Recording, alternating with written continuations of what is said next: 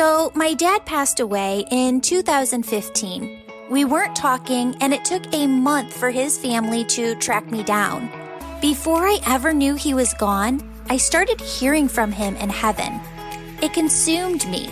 How is communication with the other side even possible? I left my corporate gig, studied with spiritual teachers on every coast, and worked with my angels to figure out the answers. Today, my mission is teaching you how to raise your vibration, shift your thoughts, trust your intuition, develop your unique spiritual gifts, and connect with your loved ones and angels on the other side. Friends, when you have these tools, life really does become heaven on earth.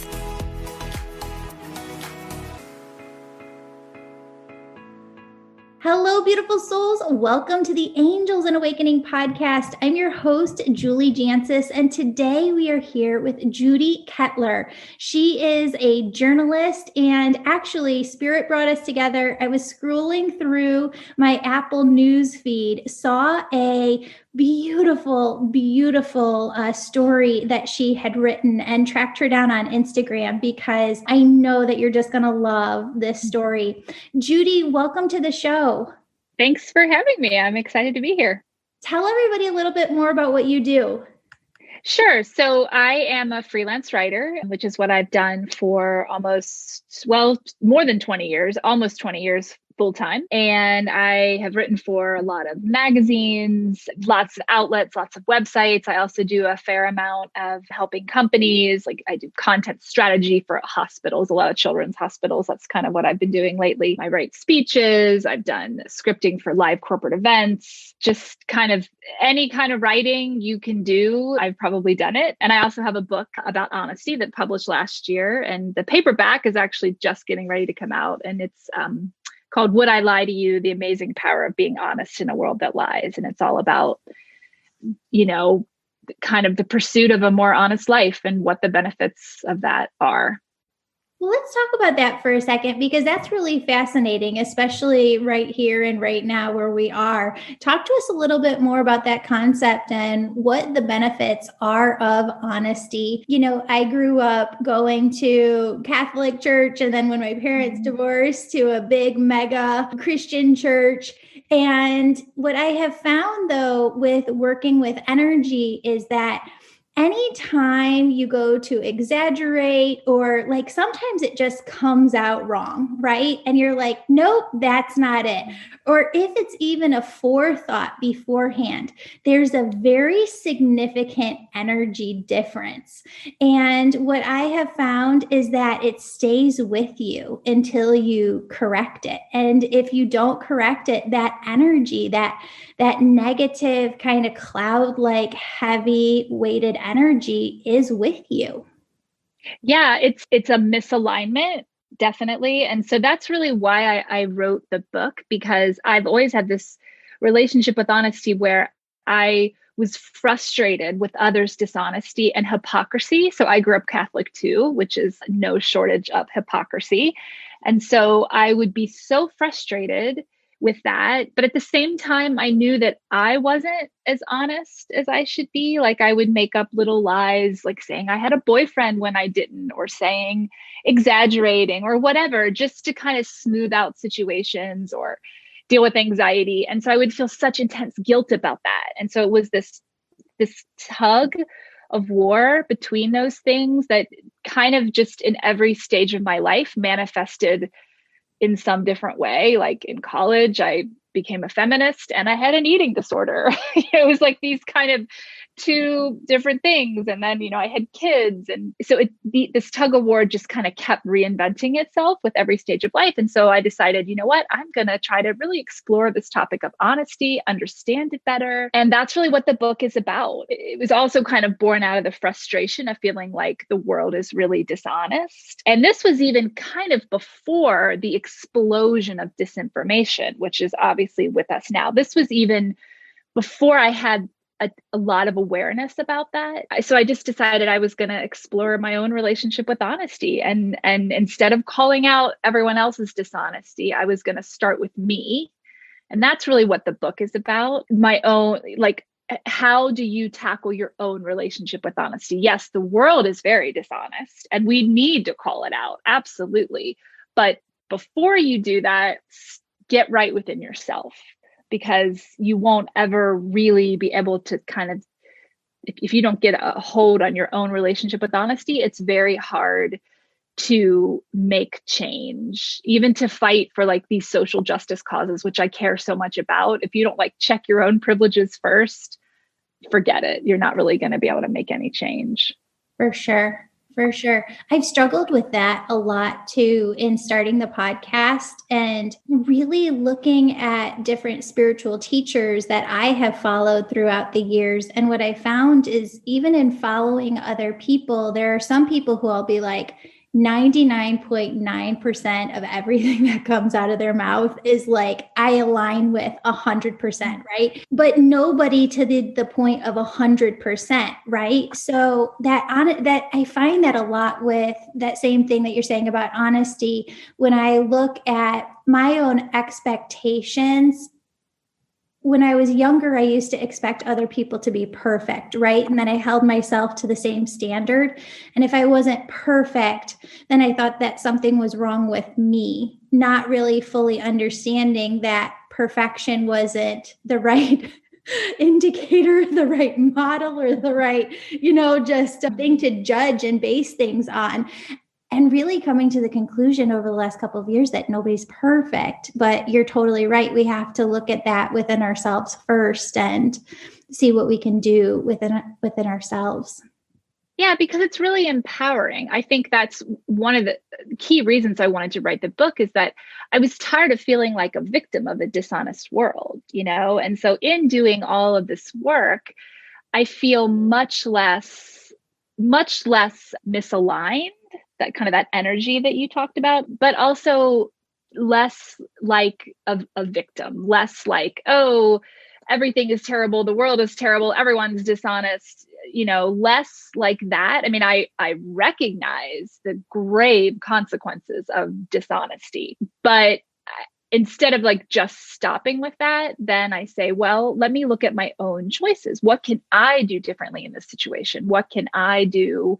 What am I saying? Instead of just constantly judging others, how am I approaching it? And it helps. And I think it's really the basis for trying to create a more honest society, a society where we can agree on some basic truths. I think it has to start with each one of us really looking at that relationship with honesty. I think it's bigger than that. I think that's the healing that needs to happen right now within the world. I think that's where all the healing has to start, is just everyone on an individual level looking at themselves. Mm-hmm. Absolutely. And then not stopping and then saying, I'm going to look at myself and now I'm going to go out in the world and do this very important work. But if you don't first take that step of looking at yourself, it's kind of hollow. That's what I found. Okay, so this kind of ties into your story a bit. Okay, so tell everybody the story about your run-in with this nun.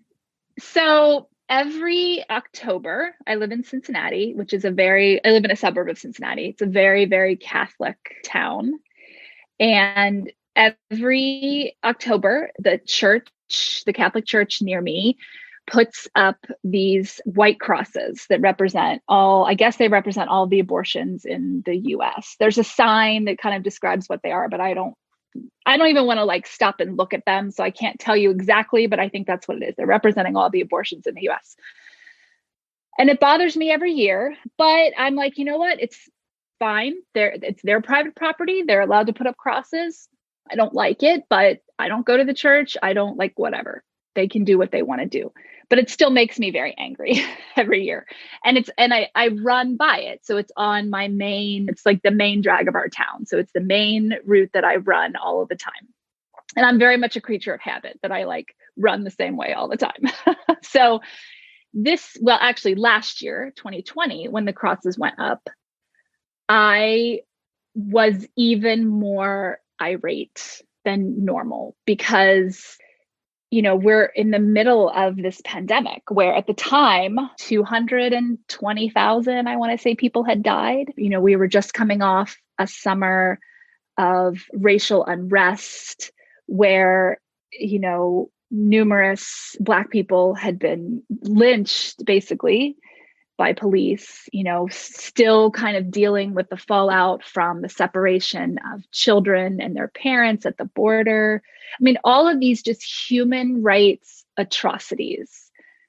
And the fact that this Catholic Church was deciding to focus on that, it just sent me off the edge. And so one day on my run, I kept thinking, if I see somebody, I'm going to say something. I was really hoping to like bump into a priest, but it happened to be a nun. So I'm running by and this nun is crossing the street and I just like lost it. And I basically just accosted her and I said, "Sister, I want to talk to you about these crosses." And so she stopped and, looked at me and I just let loose on her. I just said, "I don't understand how can you possibly put up these crosses? Like, what about the 220,000 people who have died from coronavirus? What about the Black people basically lynched by police? What about the children separated from their parents and the children who have died in detention at the border? What about all of the children who were molested by priests from not this church necessarily, but from this institution that the Catholic Church never atoned for? Like, what about that?" And I'm just going off on her and she is taking it all. And she did something I didn't expect. She apologized. She said something like, I'm so sorry that the church has caused, you pain, your family pain. I'm so sorry. We got into a little bit of a debate about abortion, but I wasn't really trying to have an argument about abortion. It was really just the fact that they were choosing to make this statement when there was so much loss of life right now. And also the fact that I just feel like the Catholic Church never atoned for the horrible things that they did. And, she said, "Well, actually, I'm a teacher at the school. I didn't put the crosses up," at that point, I really was like, okay, this woman actually has nothing to do with this, right? Like, she really is just kind of here. It's convenient that she's a nun and she's walking by and she's associated with this, but she's really not the person I need to be yelling at. And so I settled down and I said, "Thank you." Or I said, like, "Just please pass my message on to somebody." And I ran home and I felt horrible.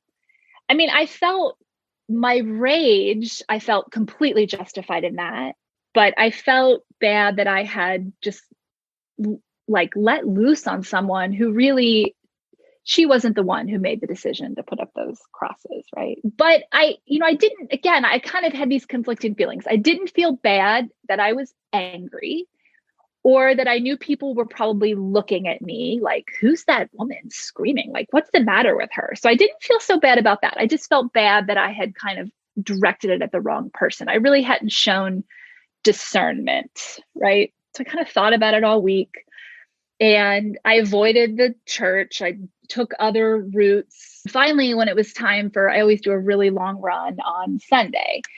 And so I had to design this route, like really circuitous, to avoid the church, which is not easy to do because it's the main drag of town, right? And so I did this thing where I was like going all the way around and I'm running and I'm like maybe a half a mile from the church, like this way that I never run.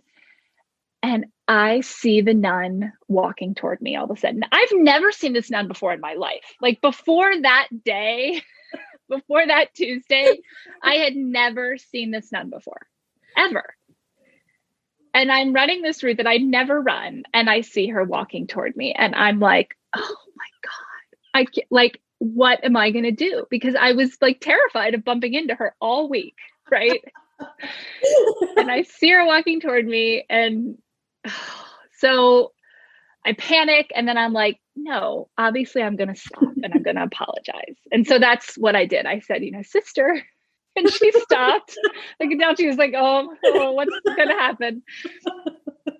And I said, I want to apologize to you. I took it out on you. I'm not sorry for my rage, but I am sorry that I took it out on you because it's not your fault. We're not going to agree about abortion, but that's not really why I was upset. And she again apologized. I'm sorry the church has caused you and your family pain. And I said, I don't believe, I grew up Catholic, but I don't believe in the same things that you believe anymore. But, I ran this route to try to avoid bumping into you.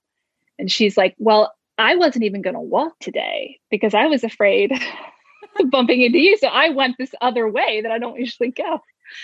And I said, this is like, this for me is what you would call God. Like, that's what this experience is for me.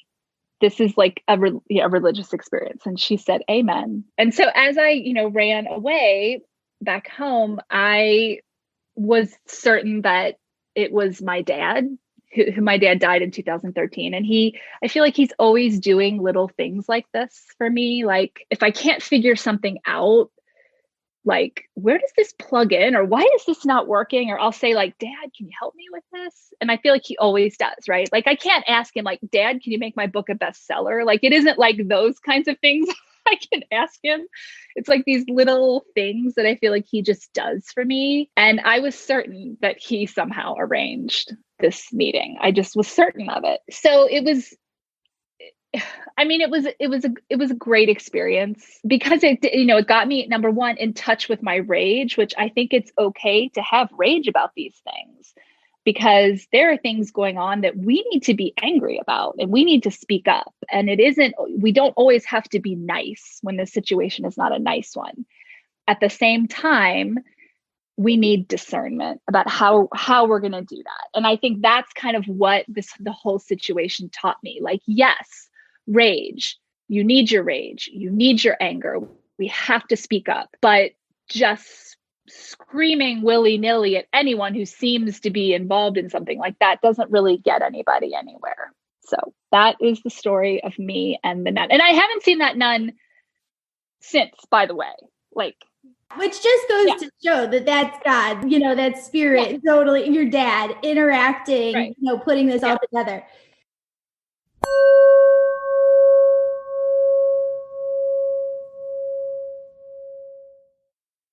I've got a few announcements. This month's winner of the drawing is Mackenzie Payne, who gets one free session with me.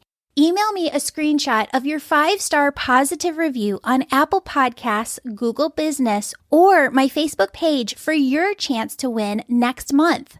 Details are in the show notes. Friends, in the Angel membership in June 2021, Archangel Raphael and I are teaching you Self-Energy Healing 101 and Chakras 101. You'll learn how to give yourself an energy healing session, techniques to keep your energy clear, and how you can heal your own energy field. To join this course live or replay at any time, sign up for the Angel membership program today. Also, a new class of the Angel Reiki School begins on June 1st. Join this separate program to develop your unique spiritual gifts and become an Angel Reiki Master. I'm still offering private readings. To book one, sign up for our weekly Angel email. Once a month, you'll get an email that contains a link to book your session online. One more thing, I am loving spending time with you live and answering your questions over on Instagram, TikTok, and Facebook. Follow me on social and our newly launched YouTube channel for tons of new video content. Thanks for your support and for sharing this podcast with your people.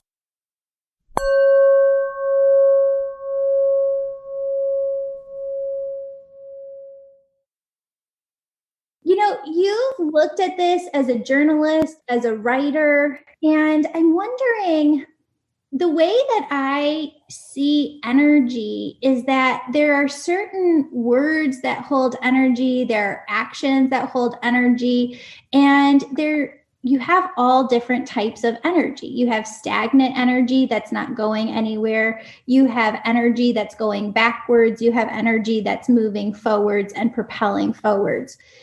I think that we have this conception of anger sometimes and rage as being 100% bad and categorizing it very black and white into these boxes. But anger And sometimes rage is this energy of momentum, of force, of pushing things forward. Would women have had the right to vote? Would we be here where we are now without the anger and rage that our ancestors had in the past? What do you see anger as and rage as, and how can we kind of reframe it for ourselves? Yeah, I think it can wake you up. So that's kind of how I feel. I've always been really committed to like finding common ground, right? To like, we'll agree to disagree. We share enough values that we can find a way forward. And I still believe those things, but I think now some things we're not going to agree to disagree on because you're wrong. Like you are like, we don't agree to disagree about the Holocaust. Like the Holocaust is bad every single way. Like there's no agreement to disagree, right? We have these things that are like, especially around human rights issues and justice issues, there very clearly are like, there's this side, it's not even a side, it's bad, it's whatever. And then there is kind of fighting for the better thing. I'm not articulating that perfectly, but and so I think that I'm more in touch now with like being angry, like not always like finding a common ground doesn't always need to be the first thing.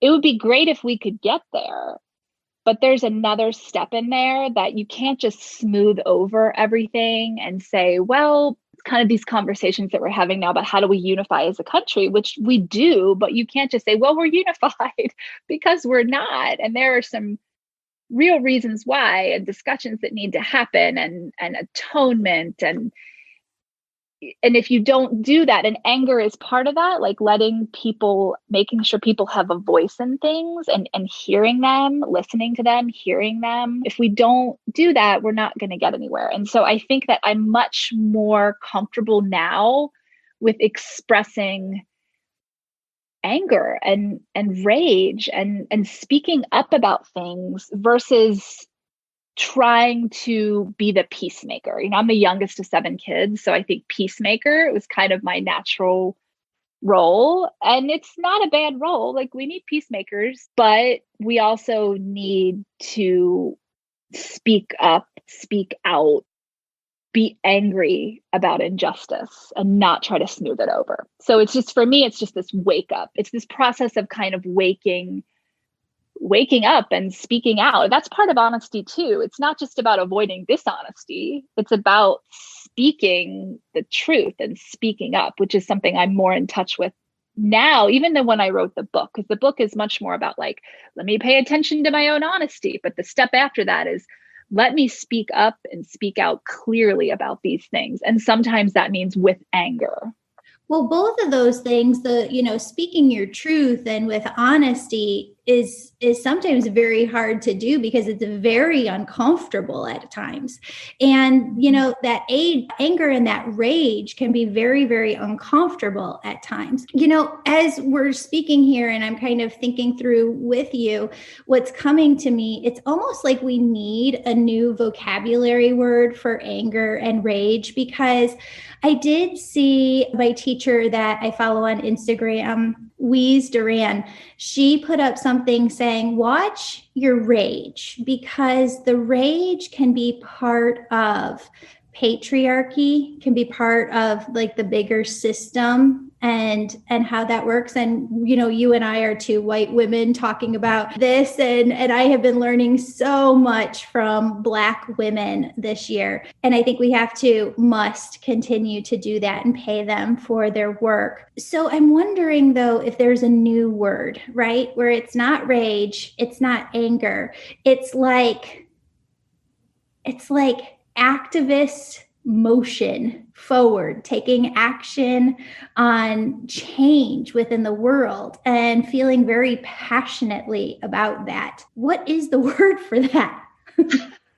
I don't know. I mean, that's a great point because we have these negative associations. And unfortunately, I mean, this is kind of the other part of that, a point that you just made is that it's very easy to cast Black women as like the angry Black woman, right? While the white women kind of like demure. And so that dynamic has got to go away for sure. And maybe part of that is a new word, a new understanding of the words we have, or a new word altogether. I don't know. I'm not sure.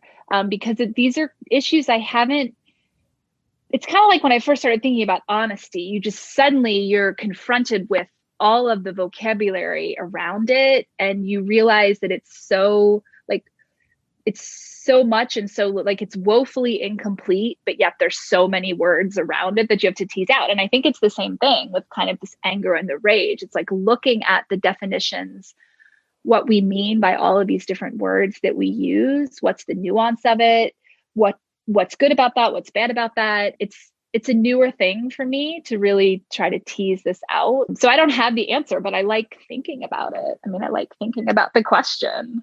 That's amazing. That's amazing. You know, when you were talking about your dad too, I really feel like that's one of the reasons that they kind of connected us together. There's something that he wants you to look into a little bit more. And it's actually the reason that I started the podcast. My dad passed away in 2015 and I started hearing from him. He was on his third wife at the time. She didn't call and let us know. Took the second wife of his a month to track us down because our names had changed. And all this month, you know, I kept hearing every time I brushed my daughter's hair, this thought repeat over and over inside myself that said, she needs a hairbrush like I used. She needs a hairbrush like I used. And I was like, well, damn, I cannot tell my mom this. I cannot tell my husband this. I do not want to be locked up for, you know, saying that I'm hearing voices. And I was at work about a month later and was in a meeting at the time, got the phone call. My sister called a couple of times, knew something was wrong. So I took the call, found out that he had passed, and like in the shell shock state, looked at my coworker and said, my dad's been talking to me. And she's like, well, you have to figure out how this is happening. And, you know, as you were talking, your dad said, I've always been saying, like, coming through to you the same way. I was under the perception that mediums and psychics and all these people heard from the other side. Like if my dad was to come through to Teresa Caputo, that she would hear it like his voice. And it's not like that. It comes through your intuition. It comes through that like soft voice within you. And you have to learn, you have to train yourself to just listen more and more to it. Yeah. And it really is, you're so right. It's like it comes, for me, it's just this moment of, like a great example, we had a big storm last spring. The power went out. So we were already in the middle of this pandemic. The kids were trying to do school at home, or I don't know, the power was out. And, you know, I was just laying in bed that morning and I was like, what are we going to do? Like we have all this food in the fridge. What are the kids going to do? Like I was just in this kind of spiral. Like looking back, I'm like, oh my gosh, it wasn't even a big deal. But you know, at the time you're like, oh, what am I going to do? And suddenly I just was like, got this calm and I was like, get out of bed, go to Kroger, buy some ice, put it in the cooler, put the food from the fridge in the cooler. And it was just like this, because the reason I had been laying there saying like, Dad, can you make the power turn back on? Like, what are the extents of your, what can you actually do? Like I was kind of, just kind of being funny. And then I suddenly got this like, answer, like go buy ice and put it in the cooler. I mean, it's such a silly thing, but it's like that moment where you just kind of you put it out there and then you get this answer and it's quiet and it, that's how it is for me. And I kind of do the same thing. I have a brother who passed away in 2009 and I actually write about him in the book. He was a very difficult person, right? We didn't have some kind of like close, amazing relationship, right? I think he actually had oppositional defiant disorder, just was never diagnosed. He lived a difficult life. He was not an easy person. And so after he died, it's kind of been a lot of this like trying to figure out what is the relationship, because I realized that just because someone dies doesn't mean the relationship is over. And so it's been this process of trying to understand him.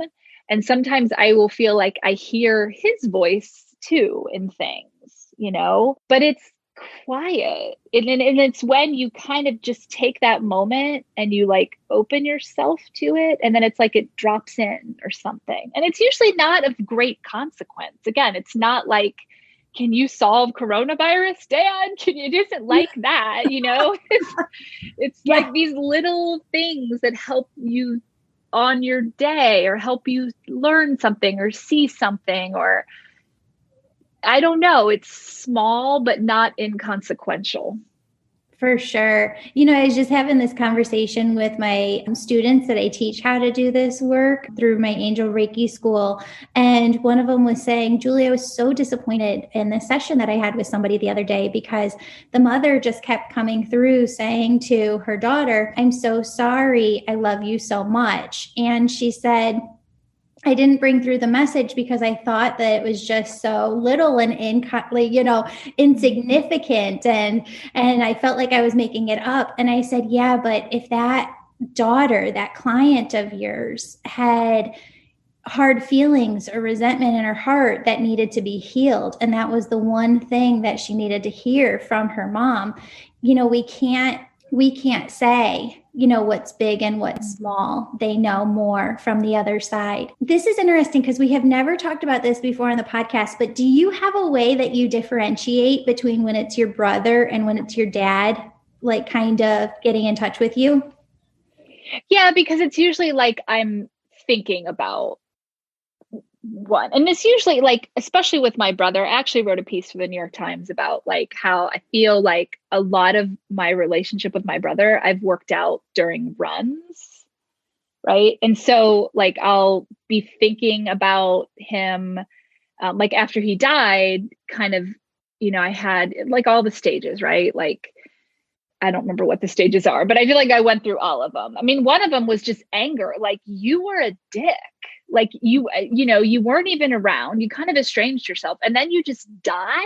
Like, what? I mean, so there was kind of this anger.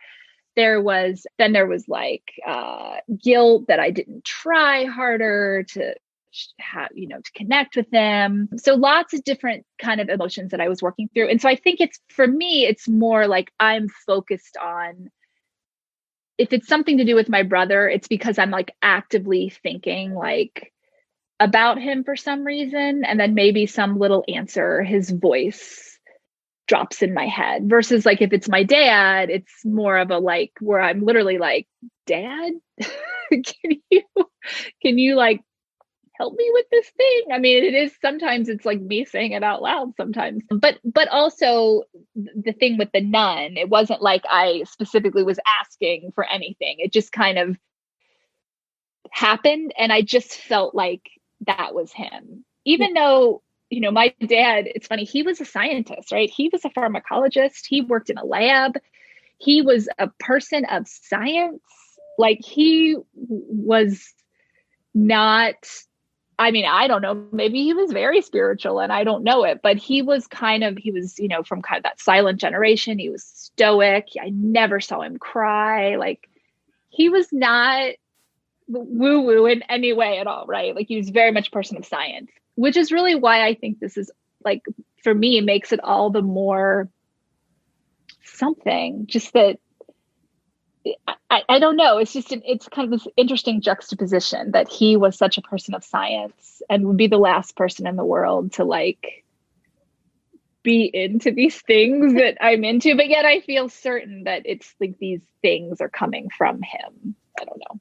You know how he's explaining it, like if you have two children? I do. Yep.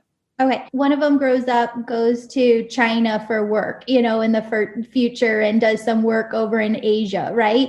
And there's nothing that you wouldn't do to connect with them still, right? And see them. And it doesn't matter what we believed in this lifetime because all of that is in relation to the egoic mind and that filter that we have in this lifetime. But when we get to the other side, there really isn't anything but love, peace, joy, bliss, ease, grace. And we see things from that different perspective and not through the lens of the ego anymore. Talk to me too, though. That's so fascinating. So how did you work out your relationship with your brother while he's on the other side and you're running here on earth? Well, so the first thing that happened with my brother was when my dad was still alive, and my dad had dementia, right? And he had been suffering with it for a long time, and it was getting like noticeably worse. This was in the spring of 2013, and we were trying, my mom is still alive. She's 85. She's in great health. She still lives in the house where we grew up. But at the time they were both living there. She was taking care of him. And it was just really, it was getting more and more difficult for her. And we knew that we needed to either get some help for her or, it didn't seem like it was quite time for a nursing home yet. But so I was like looking at all different avenues. And so I drove over to the Veterans Administration here in Cincinnati because my dad was a veteran. And I was like, well, maybe there's some service. I don't know, maybe there's something there. And there really wasn't, because he wasn't in active duty. I mean, he was drafted during the Korean War, but he didn't fight. He was sent to Germany. And so there really wasn't anything much there. And so as I was driving back, and the VA is just a hard place to be, right? It's just a difficult place to be. It's a sad place to be, right? At least the day I was there, because it's also like a hospital and it's a healthcare system. And it kind of put me in this just emotional state, like seeing a lot of these older veterans who were not in great health. And I was driving home and I suddenly just was irate. And I was irate at my brother. I was just so mad at him. I was like, here we are, we're trying to figure out how to help Dad, and you're gone, and you never did anything when you were alive. You never did anything for them. All you ever did was borrow money. And like, I was just going off on him. I was like, can you just do something? And like 2 days later, my dad got pneumonia, which turned out to be like the thing that kind of needed to happen for something to change, because he wound up going in the hospital, and from the hospital he went into like a rehab facility, and then he wound up staying in the nursing home, which is not great at all. But also my mom, like, it was going to kill her. Like, she just could not, right, keep taking care of him. And she wasn't going to like make the change herself unless something happened that like forced the change. And so I was like, well, that's interesting. Okay. Like I didn't really know what to make of that. And then a few months later, so my dad deteriorated pretty quickly in the nursing home. He was miserable. He was very confused. It was awful. He was in hospice, and we were all pretty aligned in my family. Like, we took him off any life extending medications. We didn't want him to suffer. Right. I mean, we were all very aligned on it. And he had like pneumonia, some kind of, and this is what often happens to people when they're at that stage. They get some kind of infection and they can't communicate it. So the staff doesn't know it. And, and by the time they understand that something's wrong, the person's kind of already in like sepsis and dying. And it kind of is the blessing for people who are at that stage. I mean, it really is, when their quality of life is gone. And so he was dying. I mean, it was kind of this week where we knew he was dying. The hospice nurse was with us, and we were kind of looking for all the different signs. And I was driving to the hospital. It was like the third or fourth day. And I was like driving down I-71 South. And again, I was just like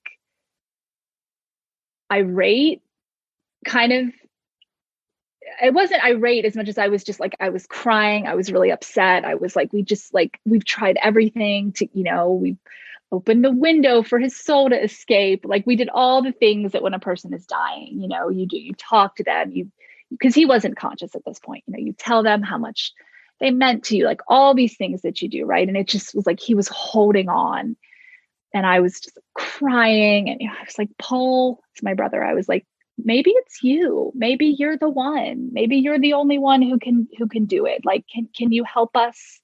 Can you help us? And I suddenly just felt very calm. I stopped crying. And by the time I got there, he had passed. And so it was just this like, it was much more intense than kind of the little things that I feel like I have with my dad. But Paul was a much more intense person. So that makes sense. So I really feel like it was him. And the thing is, when I told my brothers and sisters this, like, they thought it was hilarious. I mean, like we have this whole story about how we planned the 70th surprise party for my dad, and my brother Paul didn't want anything to do with it. Like he did nothing. He did none of the planning, none of the whatever. And so, but when my dad walked in and we all yelled surprise, Paul was like the first one to like walk up to him and give him a beer and give him a hug. And we were all just like so irritated with him. Right. And so when I told my brothers and sisters what had happened, they were like, my one brother, Herb, he's like, well, that's typical of Paul. Here we are. We're doing all the work all week. And then Paul just, bam, he just like, he takes all the credit. And so we all just started laughing. I mean, that's just kind of the family I have, but it wound up being this really great moment, So I feel like usually when I'm trying to communicate with Paul, it's some kind of like, I'm mad about something, or I'm trying to understand something, or I'm like, it's different. It's very different than the relationship I have with my dad. That's a long-winded story and explanation, but that's so fascinating. You can feel their energy. Their energy is just completely different. Yeah, totally different. And that, they're totally different people. Their personalities could not be more different. Yeah. So yeah. That's how I have it too. When my dad's coming through versus my grandma on the other side, I can totally feel like which one it is, because I feel their presence right next to me. And it feels as if they were right here, as if my mom were right here. Her energy is completely different from the two of them. It would feel like her energy. Judi, you are so amazing. You're such a beautiful soul in this world doing such great work. Tell everybody where they can find you on Instagram to follow all of the beautiful writing that you have, where they can buy your book. Sure. So if you go to my website, which is just my name, Judi Ketteler, and so there's links there that you can buy the book. You can buy it like through IndieBound. So if you want to buy it at a local bookstore, if you want to buy it from Amazon, however you want to buy it, there are links that'll connect you. I think that I'm also giving away the first chapter. I think I sent that to you, if you want to offer that to your listeners. Oh yeah. Perfect. Yeah. So I've got, that's a PDF. So if you want to just like read, I think it's the introduction in the first chapter, if you want to just kind of read and see if it's the right book for you. So yeah, my website will kind of get you has links to me on social media. So that's the place to go. Perfect. Well, we'll do this. If people email us and sign up for the weekly newsletter, then we will send them that book copy. Yeah, perfect. That sounds great. Awesome. They can email juliejancis@gmail.com. We'll put Judi's information, my information, all in the show notes below. Judi, open invitation anytime you want to come on. This has just been a blast. Oh, well, yeah, it has been fun. I don't talk about this a lot. I've written several pieces about this, but I don't get a chance to talk about it a lot. So I like it. It's cool. Yay. Thank you so much for being here. Okay. Thank you. You too. Bye. Bye-bye. Beautiful souls, I'm so excited to announce that my book on angels and how they're working miracles in your life will be available on Amazon fall of 2021. If you're listening on or after fall of 2021, check it out. Friends, if you'd like to work with me each week, my angel membership program is perfect for you. You can join at any time and you get access to past courses. In 2021, I'll be teaching you about a new topic each month. We started the year in February with a course on oneness and raising your vibration. March is angel communication, how to hear your angels. April is trusting your intuition. May is knowing your soul's purpose. June is working with Archangel Raphael to learn self-energy healing techniques and Chakras 101. July is rewriting the stories you've been holding on to. August is all about rewiring your mind to move past blocks. September is energetically working through ancestral trauma. October is working with your inner child and Archangel Michael. November is a guide to being an empath. Then we're rounding out the year with a course in December that helps you connect with your loved ones on the other side to help you deepen your personal connection with them. And in January 2022, we'll be back with a whole new course on manifestation and co-creation. You get all of this live group access to me, 2 new pre-recorded Reiki healings, and advance notice to book a session with me when you're an Angel member. Sign up for the Angel membership anytime. If you're listening in 2022, please know that we're planning to add new content each month. For details and to sign up, view the show notes below. Friends, the only thing that's not included in the Angel membership right now is the Angel Reiki School, where you learn to develop your unique spiritual gifts. Whereas the Angel membership is about your awakening journey and your personal spiritual growth. The Angel Reiki School, on the other hand, certifies you as an Angel Reiki master teacher and teaches you the art of energy healing and bringing through messages for your clients. Friends, if you're feeling called to the Angel Reiki School, it's because the souls you're here to help on earth, well, their omnipresent piece of them, their higher selves on the other side, that's what's behind you, pushing you, fueling you to become who you're meant to be. Because when you do, they know your work will shift the trajectory of their life here. That's what I mean when I say you have big, big purpose in this lifetime. A new class of the Angel Reiki School starts on the 1st of each month. Speaking of the Angel Reiki School, we're going to need about 800 volunteers this year. We select volunteers from people who've written a 5-star positive review and emailed us a copy. That way, we have a way of contacting you for your free volunteer session. Many of you have asked if I'm still booking sessions, and the answer to that is yes. I love my sessions with you. We have a new system where we send out an email once a month with a link to my calendar for you to book online. It's really easy. All you have to do is sign up to be on my email list on my website, theangelmedium.com. I've been spending a ton of time going live with you on Instagram, TikTok, and Facebook, and I'm having a blast with it. Join me over on social and our newly launched YouTube channel for tons of new content, teaching videos, and actual video footage of these podcast episodes.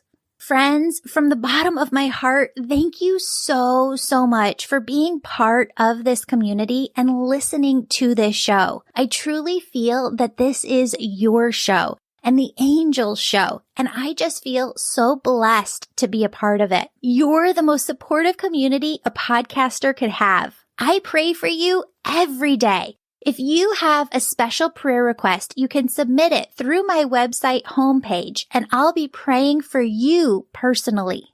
Now for the oneness meditation, which is the last 5 minutes of every episode. And as you do this meditation, you'll raise your vibration and the vibration of the planet. Friends, what I want you to do is to just get into a relaxed position. If you are driving, operating machinery, need to concentrate, then this meditation is not for you. But anyone who is able to focus their attention on it, please join me. Friends, I want you to start by taking a deep breath in and a deep breath out.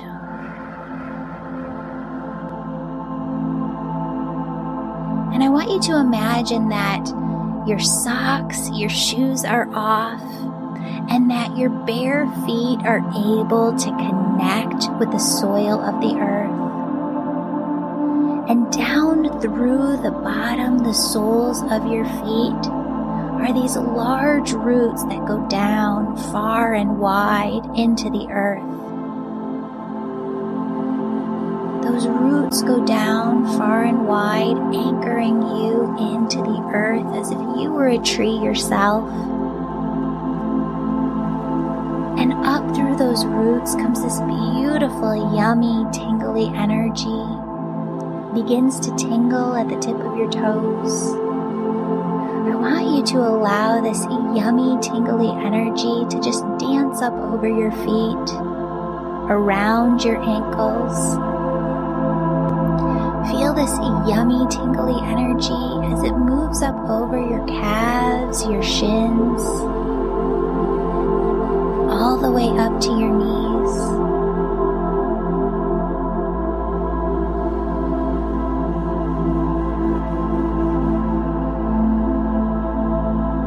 Feel this energy at your knees and allow it to move up the thighs, the hamstrings, all the way up to the sides of the hips.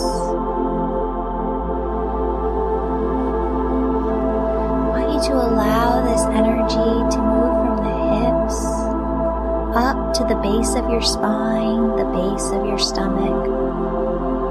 And I want you to feel this energy as it climbs up the spine and the stomach, all the way up until it reaches your heart.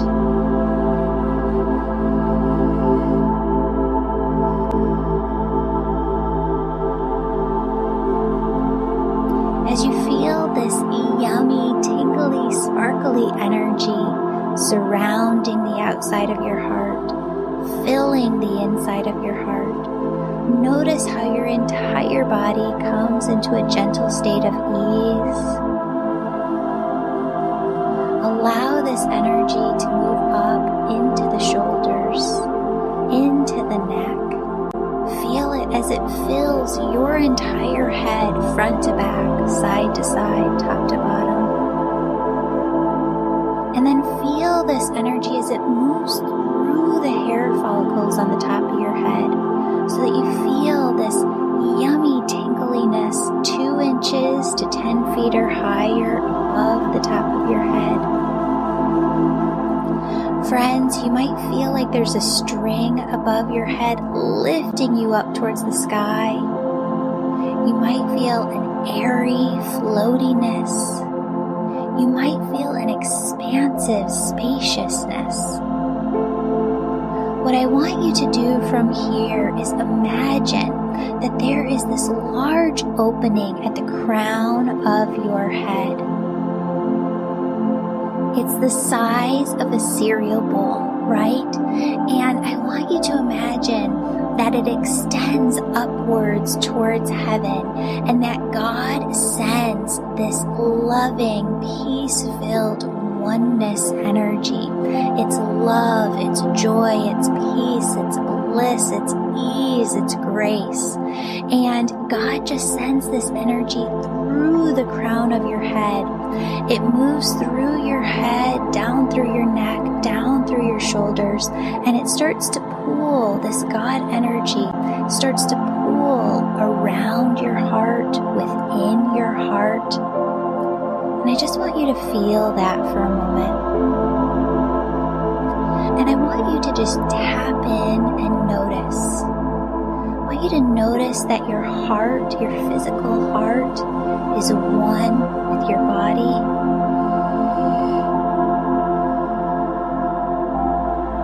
And I want you to notice notice that your heart and your body are one with the air surrounding you.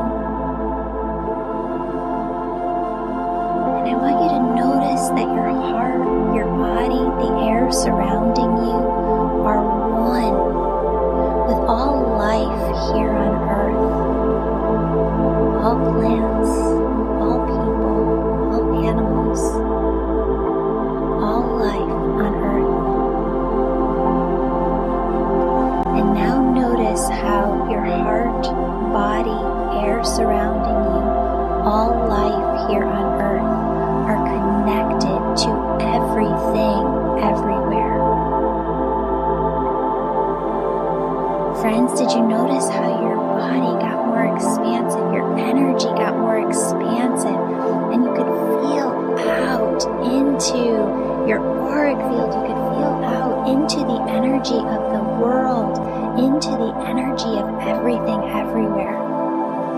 Friends, that is oneness, and you can carry oneness with you in your everyday. I don't want you to stop here. I don't want you to open up your eyes. I want you to continue this meditation and to see that surrounding you are angels. You have guardian angels around you. You have cherub angels holding the space open for you to get into oneness at any time. You have archangels working with you in every area of your life. You have loved ones on the other side. See them in detail, friends, because you seeing them in detail is the exact same thing as you going to them on the other side, knocking on their door, asking them to spend time with you. They love you so incredibly much. They want to spend time with you. They want to develop that relationship with you. When they're there, you're here. I know it's different, but you can still have that beautiful, incredible relationship. All of these beings, your angels, your guides, your loved ones on the other side, they form your spirit team who's always working to guide you, direct you, protect you. Friends, what I want you to do is just take some time with them right here, right now. What they want you to know is that they are working with you all the time. What they want you to know is that they are sending you signs and symbols to show you that they're next to you. Friends, they ask you to see that they are bringing in gift after gift after gift through your heart chakra to bless your life with miracles. Friends, it's your job to remain open, to believe, and to trust that they are working miracles in your life. Friends, I love you. They love you so incredibly much. Stay open and know, believe, trust, have faith, know like you know that they are working with you always. See you here next time. Have a blessed day.